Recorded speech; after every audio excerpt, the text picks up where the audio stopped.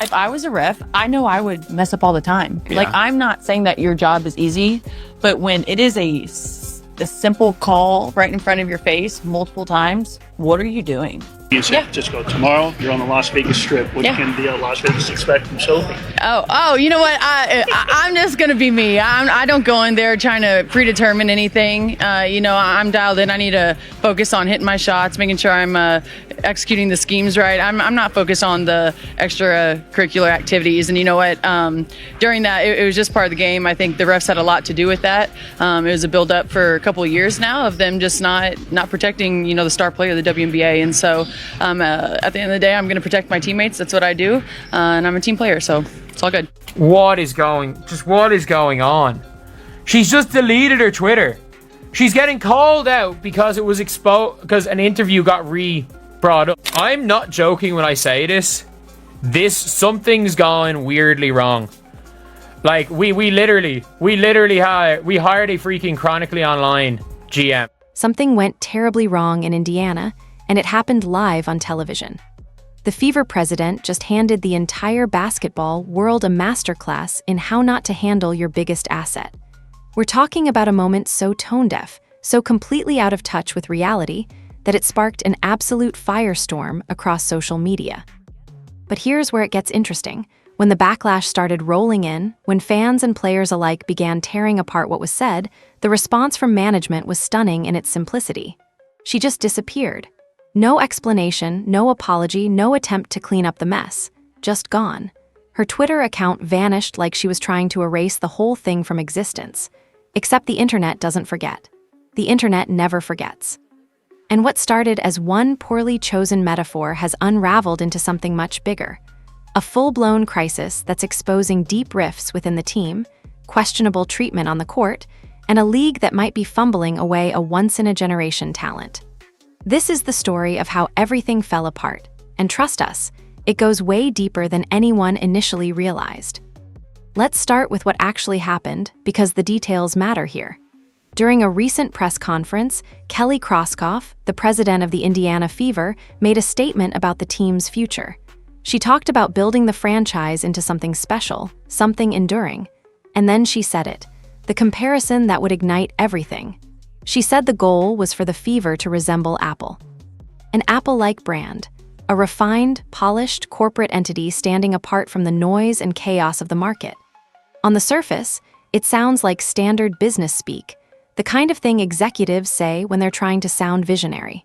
But the timing of this comment, the context in which it was delivered, and most importantly what it implied about how management viewed their franchise cornerstone, that's where the real problem emerged. See, Caitlin Clark isn't just a player on the Indiana Fever roster. She's not just a roster addition or a foundational piece in some long-term rebuild. She's the reason people are watching women's basketball at all right now. She's the reason arenas are sold out. She's the reason national television ratings have jumped. She's the engine that's driving everything forward. The merchandise sales, the ticket revenue, the sponsorship deals, the media attention, it's all connected directly to her presence on the court. So when Kroskoff stood up there and started talking about building an Apple-like brand, the implication many fans and analysts heard was deeply uncomfortable. It sounded like she was saying Clark was the iPhone case, not the iPhone itself. I have said before, and I will say it again, Stephanie White, Amber Cox, Kelly Kroskoff, the Indiana Fever president, they were not ready. Now, Christine Brennan in her book confirmed. The WNBA and the Indiana Fever did not realize what they were about to get themselves into with drafting Caitlin Clark because the popularity they weren't prepared for and didn't see coming. She was the accessory to some larger brand vision, not the core product that made everything work. And here's the thing that made it even worse. It revealed something about how the front office was thinking. They had one of the biggest talents in sports right now, someone who had single-handedly revitalized interest in women's basketball, and instead of celebrating that, instead of leaning into it, they seemed almost threatened by it. There was this undertone of wanting to minimize her influence, to position her as just one component of a larger machine rather than acknowledging the obvious reality. The Fever wouldn't have a story to tell without her. The brand didn't exist before she got there. The backlash was immediate and intense. Fans who had been waiting for this moment, the rise of women's basketball into mainstream consciousness, felt genuinely betrayed. These weren't casual observers upset about one bad comment. These were season ticket holders, people who had invested in the franchise during the lean years, people who had bought merchandise and showed up even when the team was struggling.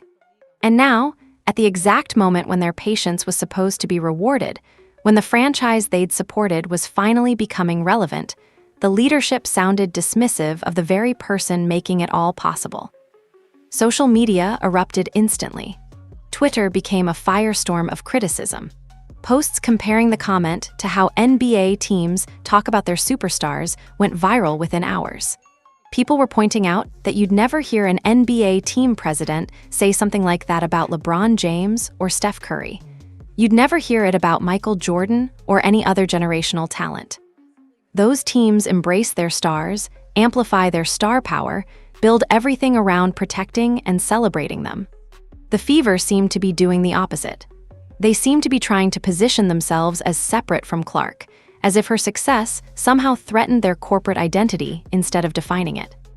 Yes, Stephanie White, every single solitary move that you make is going to be scrutinized. Welcome to it.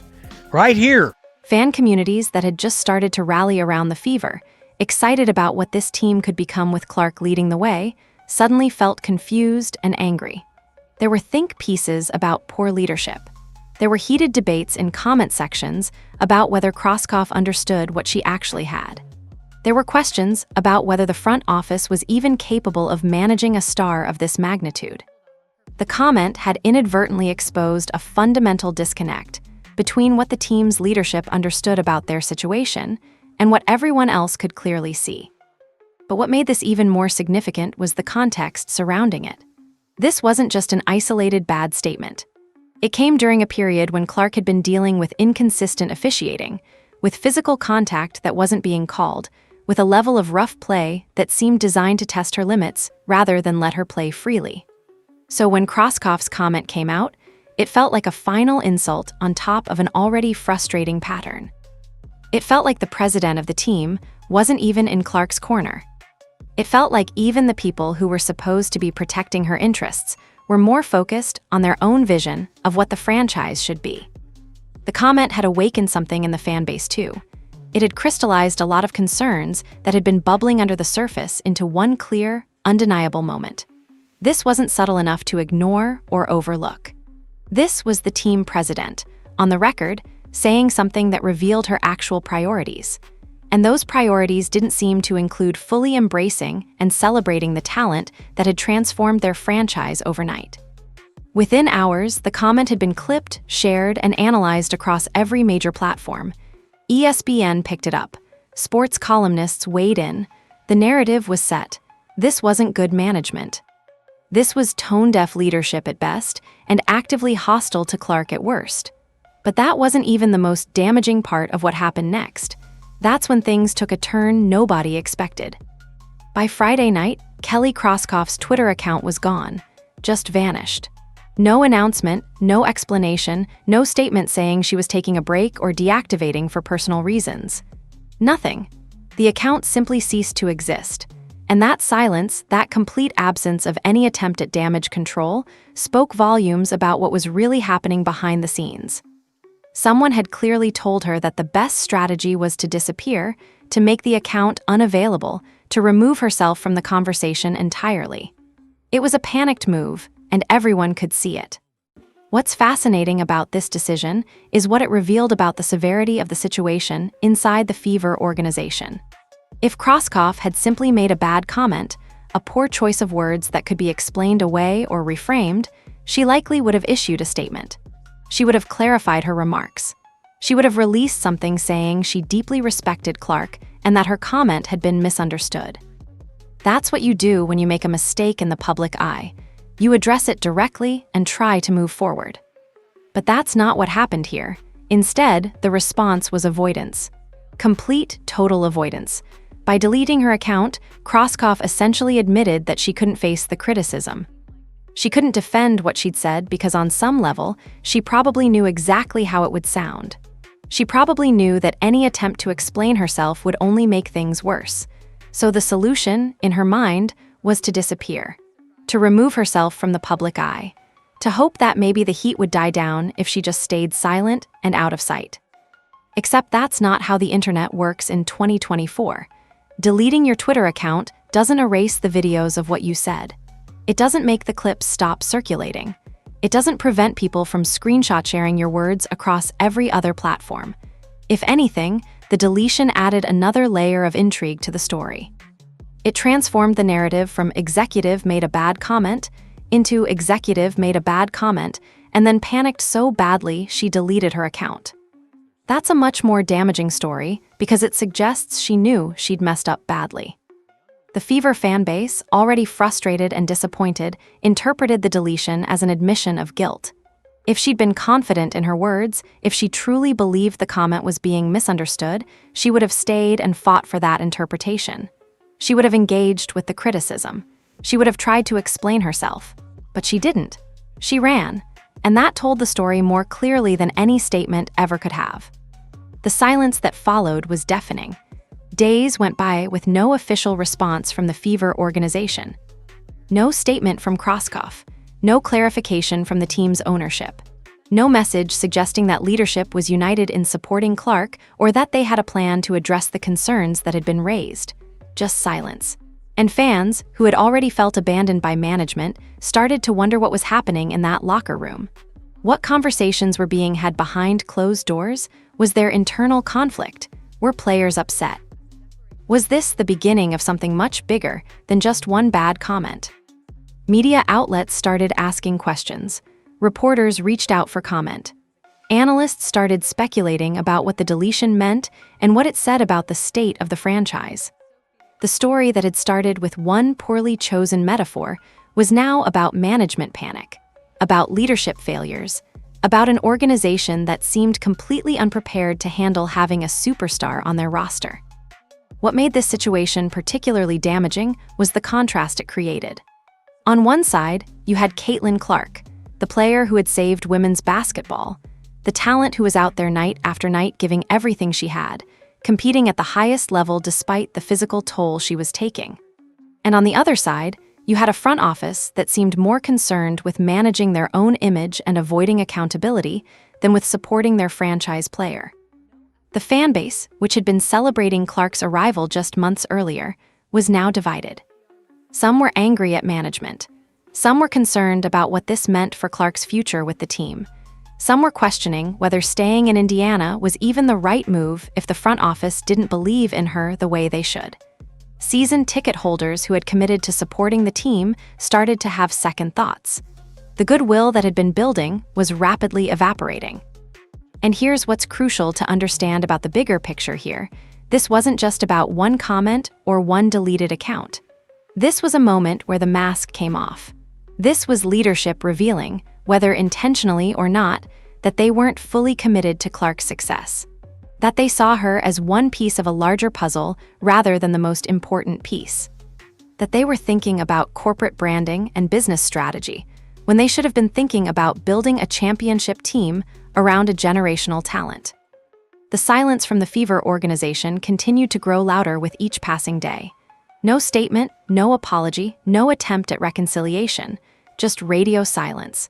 And in that silence, other voices started to get louder. Voices that had been waiting for the right moment to speak up.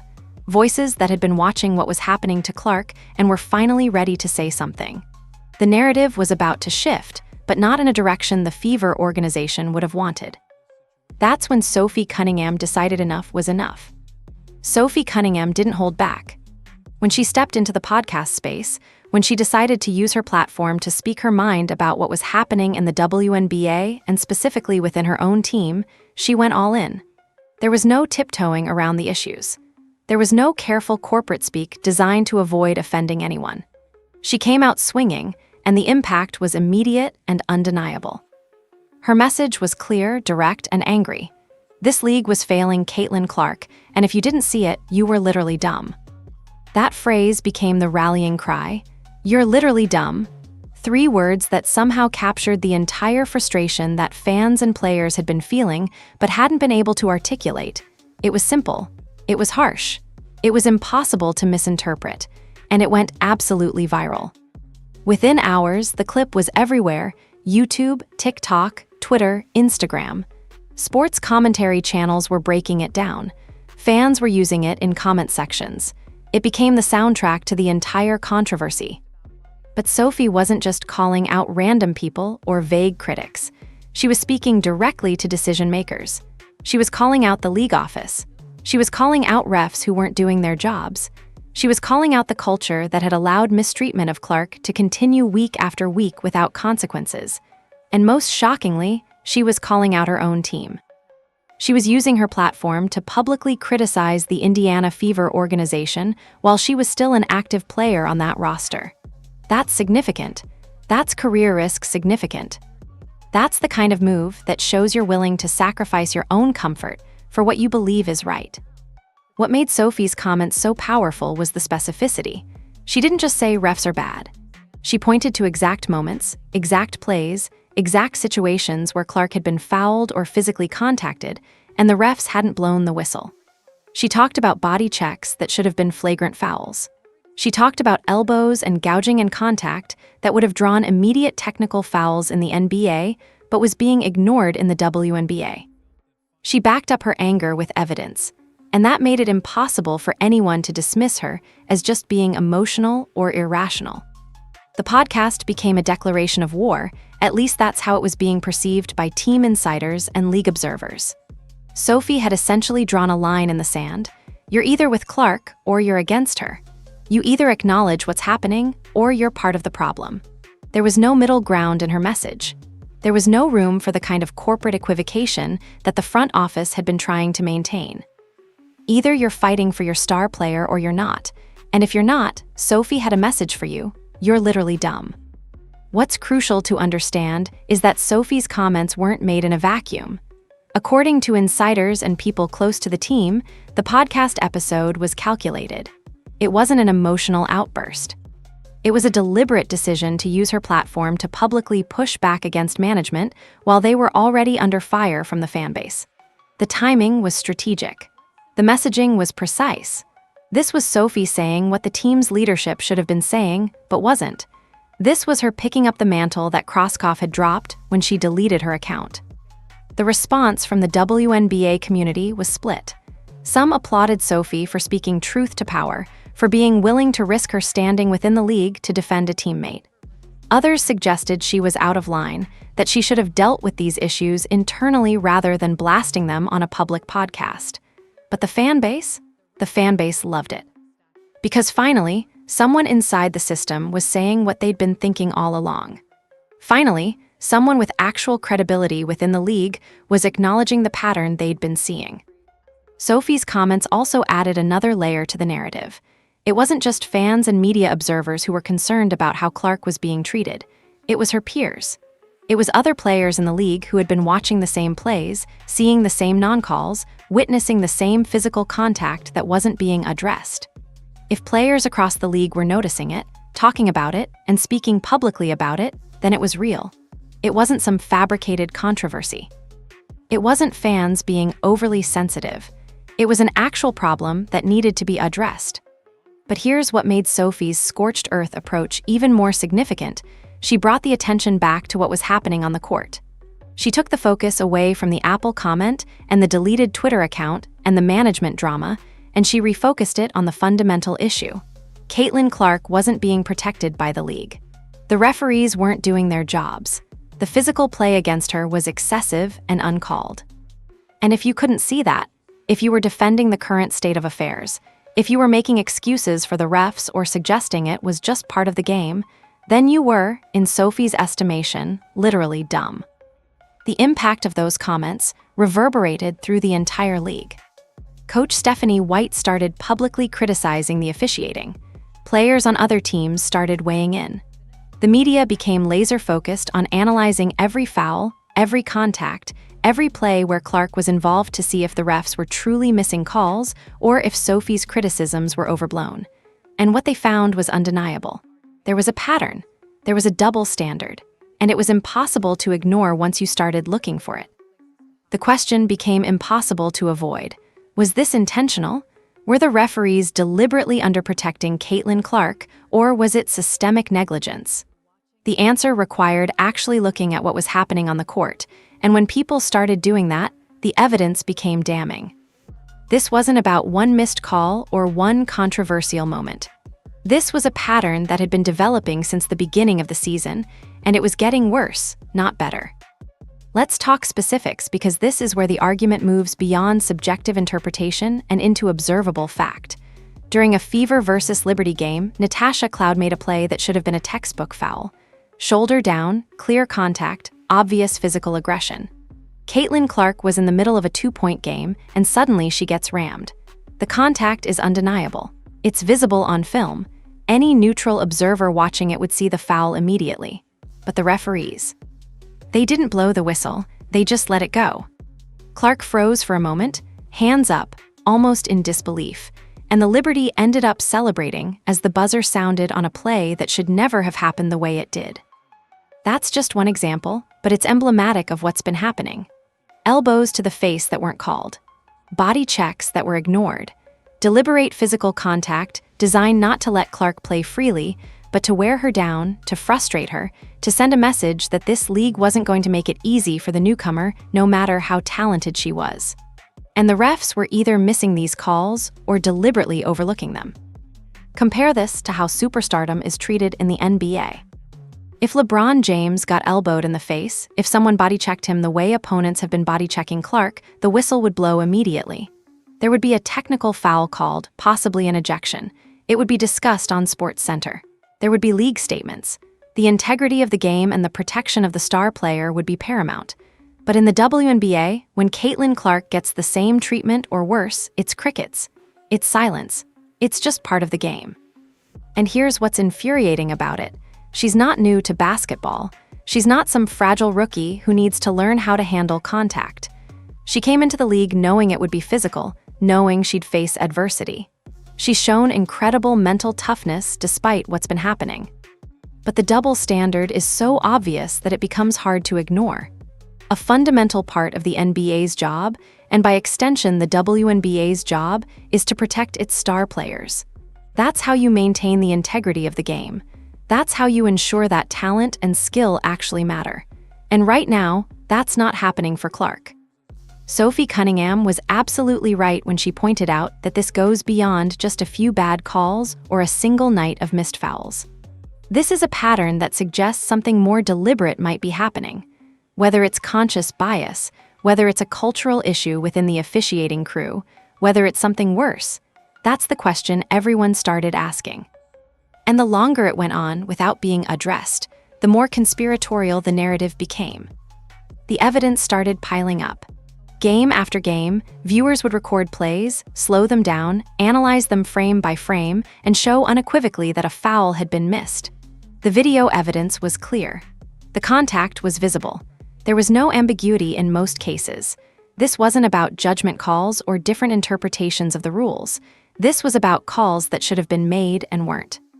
And the most damaging aspect of all this was that the WNBA league office wasn't addressing it. There was no official statement about ensuring player protection. There was no response to the growing chorus of voices pointing out the pattern. There was silence from the top, which suggested either incompetence or complicity. Maybe the league was fine with this. Maybe they thought a little extra physicality against the newcomer would toughen her up. Maybe they thought it was protecting the veteran players who might feel threatened by Clark's star power and media attention. Whatever the reason for the inaction, the message it sent was clear. We're not going to protect our biggest star the way NBA teams protect theirs. We're going to let things happen on our court that would never be tolerated in the men's league. And that's not just unfair to Clark. It's unfair to fans who want to see basketball played at the highest level without the constant frustration of missed calls that change the outcome of games. Players and coaches started speaking up about it because the evidence was undeniable. Stephanie White, the Fever's coach, went to bat for Clark in a way the front office never did. She talked about the refs having a responsibility to protect players, to let the game flow fairly, to not allow one player to be treated differently than others.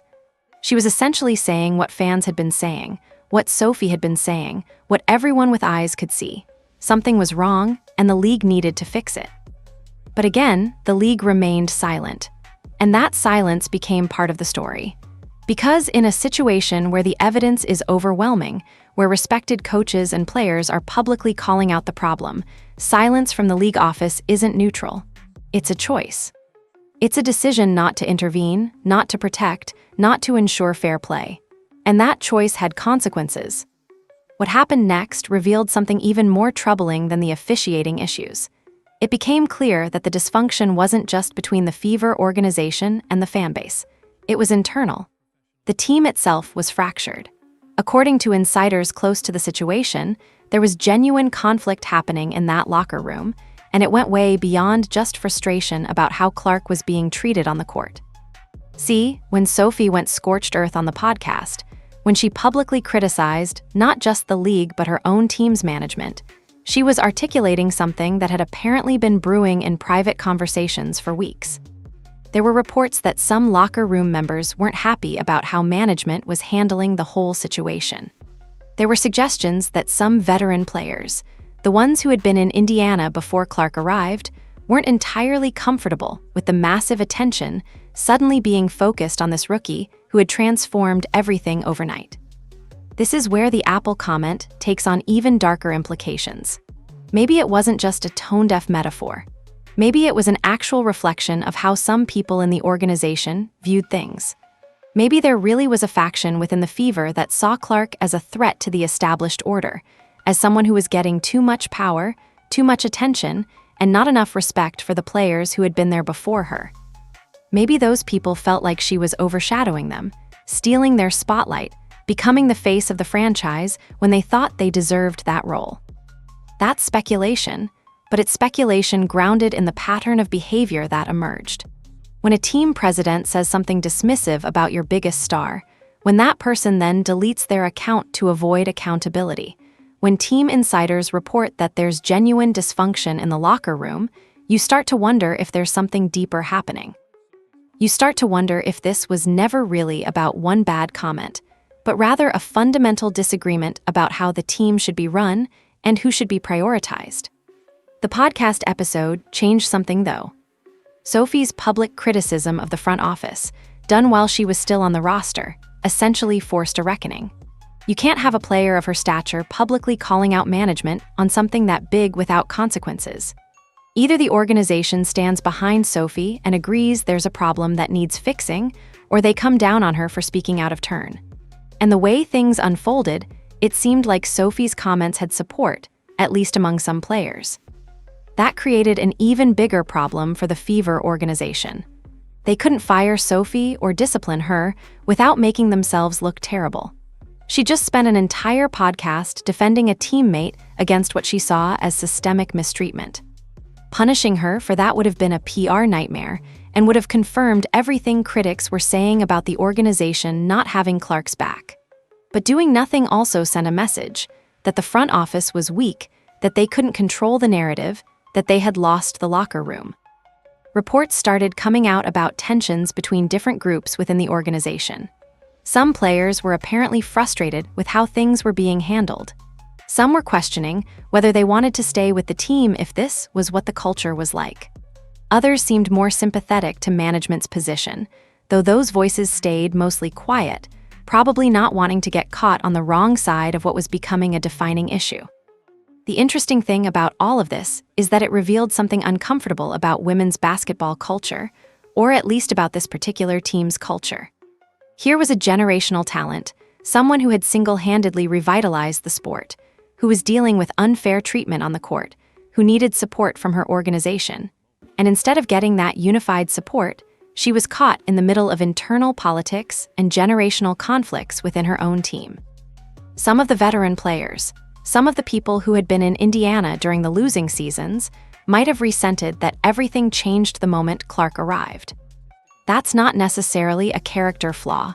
It's human nature to feel some resentment when you've been grinding, when you've been loyal to a franchise that wasn't competitive, and suddenly a rookie comes in and becomes the center of the universe. But that resentment, if it existed, was creating toxicity within the locker room. The front office, meanwhile, seemed to be trying to manage multiple competing interests instead of doing what any smart organization would do: fully embrace their superstar, protect her, build around her, and make her feel wanted and valued. Instead, they were caught between old-school thinking and the new reality. They wanted to maintain their brand identity, their corporate structure, their way of doing things. They didn't want to hand over complete control to one player, even if that player was the reason anyone cared about the franchise. This is where Sophie's comments became even more important. She was saying what needed to be said out loud. If you're going to have a player like this, you need to commit to her completely. You can't have divided loyalty. You can't have factions within the organization that resent her presence or question her impact. That creates cancer in the locker room. That creates the exact situation that was apparently developing in Indiana. The bigger concern, from the perspective of people outside the organization, was whether Clark was going to want to stay there long-term if this was what she was dealing with. If the team's own front office seemed dismissive of her, if there were internal conflicts over her role and her importance, if the veterans seemed resentful of her presence, why would she want to build her career with this organization? The franchise had gotten incredibly lucky to have her, and now they were potentially fumbling away that opportunity through poor leadership and organizational dysfunction. This story, as dramatic as it is, isn't really just about the Indiana Fever. It's not really just about one president's bad comment or one player's podcast rant or one season of basketball. This is about something much larger. This is about the WNBA's relationship with its own success and whether the league is actually ready to embrace what it has in Caitlin Clark. Think about it from a historical perspective.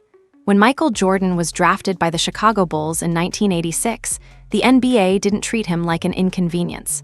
They didn't try to minimize his importance or build a corporate brand that existed independently of his superstardom. They built the entire league around him. They protected him. They let him play. They gave him the freedom to be the greatest player in the world and supported that vision with every resource available. And in doing so, they created a dynasty and transformed the sport forever.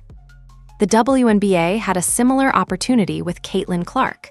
She arrived at a moment when women's basketball was struggling for relevance, struggling for viewership, struggling to maintain fan interest. And then she came in and changed everything.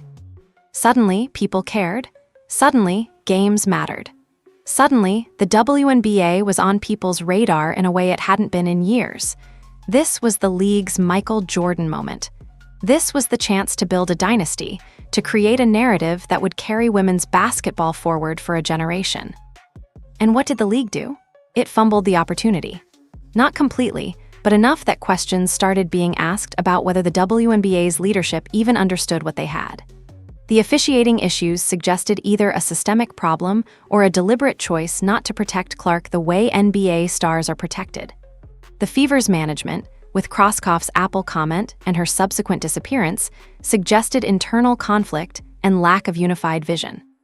The whole situation suggested an organization and a league that was still operating with the old playbook, still thinking like an underdog sport, still not quite believing that it had actually made it. But Clark isn't waiting for anyone to figure it out. She's not sitting around hoping the league and her organization will eventually get their act together. She's out there doing the thing that got her here in the first place. She's competing at an elite level. She's putting up numbers that rival any NBA player. She's carrying the franchise on her shoulders. She's handling the pressure and the scrutiny and the unfair treatment with a maturity that's almost shocking for someone so young. The question that started being asked in basketball circles, though, was whether she could do this long-term without proper support. Whether she could continue to perform at this level while dealing with internal organizational dysfunction, while facing refs who weren't protecting her, while managing a locker room situation that seemed increasingly complicated. There were concerns, legitimate concerns, that the Fever and the league were creating an unsustainable situation. Some analysts started drawing comparisons to other situations where generational talents had become frustrated with their organizations and sought ways out. What would happen if Clark reached a point where she felt like the Fever wasn't the right home for her? What if she decided that she'd rather play somewhere else, somewhere that would fully embrace her and build around her the way the Warriors build around their stars or the way the Lakers have built around theirs? Those conversations started happening quietly among people in the basketball world. For the WNBA itself, the stakes were even higher. The league had an opportunity to explode in popularity with Clark as the face of the sport. But that opportunity was being squandered by mismanagement, by divided focus, by failure to protect and celebrate the star that was carrying everything. It's not that Clark couldn't handle the pressure or succeed despite these problems. She clearly can. But why make her do it alone? Why not get behind her completely? There was also a broader conversation happening about power dynamics within women's sports organizations. Who gets to make decisions? Whose voices matter? Are veteran players comfortable with change? Are veteran executives comfortable with a new reality where their roles might be less central than they used to be? These are uncomfortable questions, but they seem to be at the heart of what was happening in Indiana. The Fever had an opportunity to show the rest of the league how to handle a superstar. They could have shown that a women's basketball organization could fully embrace and celebrate its biggest talent, could create a culture of support and protection, could build a championship team around that player. Instead, they seemed to be stumbling through it, creating more problems than solutions. What made this situation so compelling, though, was that it wasn't being quietly managed behind closed doors. It was playing out in the public eye. Fans were watching. Media was covering it. Other teams were taking notes about how not to handle their own stars if they ever got them. The whole thing was becoming a teaching moment for the entire sport about leadership, about vision, about what it takes to build a dynasty around a generational talent. And through all of it, Clark kept showing up. She kept competing. She kept putting up the numbers. She kept doing the job that was expected of her. But everyone watching understood that eventually, something would have to give. Either the Fever and the league would get on the same page about how to support and protect Clark, or they would lose her. Not immediately, but eventually. And if they lost her, or if she became frustrated and less committed to the franchise, the whole situation would have been a massive waste of an incredible opportunity. We've reached a point where there's no going back to normal. This isn't something that's going to blow over with time or be forgotten after the next news cycle. What's happening in Indiana, what's happening across the WNBA, has become too big, too visible, too consequential to ignore. And that's because this story isn't really about basketball anymore, if it ever was. It's about power, respect, and vision. Let's be clear about what needs to happen for this situation to be resolved. The Fever organization needs to take a public stance. They need to stand behind Caitlin Clark without qualification or hesitation. They need to say that she is the franchise. They need to commit to building around her. They need to create a culture where she's celebrated, where her contributions are acknowledged, where every resource is focused on supporting her success. That's what responsible leadership looks like in this situation. But that requires a fundamental shift in how some people in that organization think.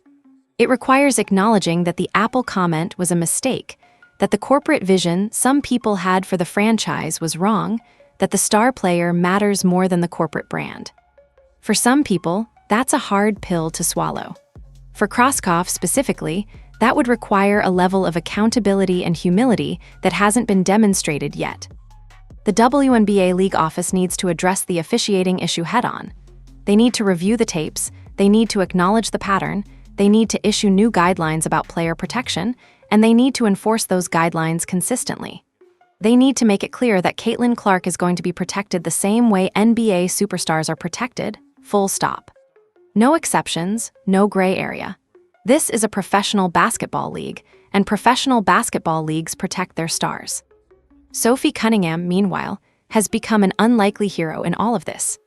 She risked her standing within the league and within her own organization to speak truth. She probably knew that going scorched earth on the podcast would create complications for her personally. She probably understood that there might be consequences for being so blunt, so direct, so unwilling to accept the corporate spin. But she did it anyway. That takes courage, and it's exactly the kind of leadership that the Fever organization should be demonstrating, but isn't. The situation has created clear battle lines within the basketball world. There are people who see what's happening and think Clark is being mistreated and the league is failing her. And there are people who see it differently, who think she needs to learn to handle the physical play, who think the refs are doing fine, who think the Fever organization isn't as bad as critics are saying. That's okay. People can disagree. but the evidence is overwhelmingly on one side of this argument. What happens next is crucial. The next few weeks could change everything. One official statement from the Fever, one interview from Kroskov that acknowledges the mistake, one clear signal that the organization is unified behind Clark could shift the narrative. Or the silence could continue, the dysfunction could deepen, and the situation could spiral into something that affects the franchise for years to come. And here's what's important to understand.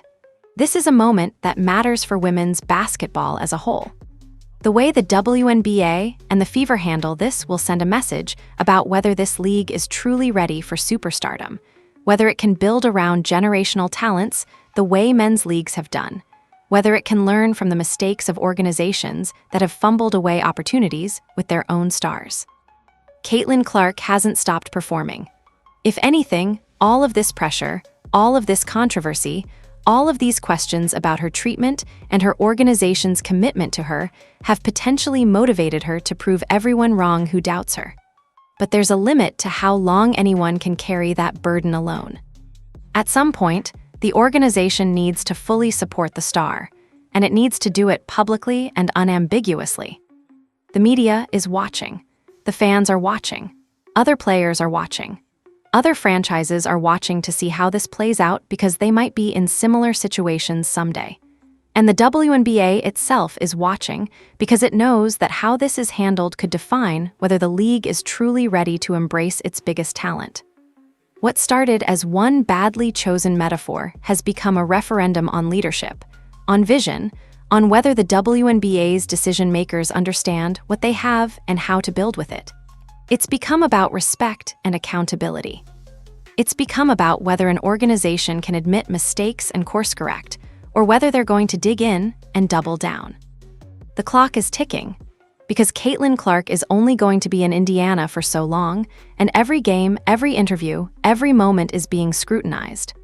If the organization can't get it together, if the front office can't unify, if the league won't protect her properly, then eventually she's going to have options, and she might choose to explore them. That's not a threat. It's just the reality of how professional sports work. The next moves matter. Everything from here on out is being watched, analyzed, and discussed. The Fever has an opportunity to turn this around, to become a model for how to build around a superstar, to create a championship culture. Or they can continue down the current path and risk losing the best opportunity their franchise has ever had. The choice is theirs, but the clock is definitely ticking. So here we are. What started as a single comment about corporate branding has unraveled into something that's become impossible to ignore. A team president's dismissive metaphor, a deleted Twitter account, a teammate's scorched earth podcast, a pattern of uncalled fouls, and an organization in apparent civil war. The pieces are all visible now, the picture is clear, and everyone from fans to media to other players is asking the same question: what happens next? Caitlin Clark didn't come to the WNBA to be treated like an afterthought or a supporting character in someone else's vision. She came to change the game, to prove women's basketball deserves the same respect and attention as the men's game, to show that female athletes can carry a league to unprecedented heights. She's doing all of that. The question is whether the Fever organization and the WNBA itself are ready to get fully behind her.